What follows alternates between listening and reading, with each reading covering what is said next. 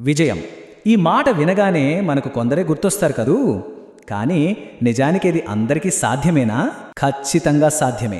దానికి కావాల్సింది రెండు: సరైన ఆలోచన విధానం, ఇంకా మన స్వయం కృషి. ఈరోజు ఈ రెండు కీలకమైన విషయాల గురించే కొన్ని స్ఫూర్తిదాయకమైన ఆలోచనల ద్వారా లోతుగా మాట్లాడుకుందాం.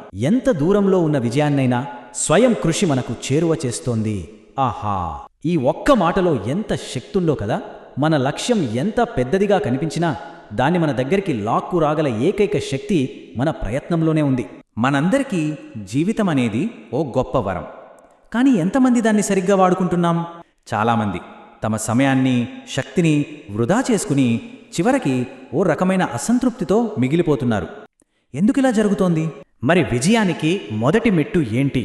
దాన్ని అర్థం చేసుకోవడానికి ఒక చిన్న సింపుల్ ఉదాహరణ చూద్దాం. ఒక విత్తనం కథ. భూమిలో పాతిపెట్టిన ఓ చిన్న విత్తనం ఒక పెద్ద మహావృక్షంగా ఎదగగలిగినప్పుడు ఆలోచించగల శక్తి ఉన్న మనిషి సామర్థ్యం ఇంకెంత ఉండాలి కదా. ఓ చిన్న విత్తనానికి అంత శక్తి ఉంటే మరి మనకెంత ఉండాలి? ఇక్కడే మొదలవుతుంది అసలు కథ. అదే మన ఆలోచన విధానం, మన మైండ్ సెట్.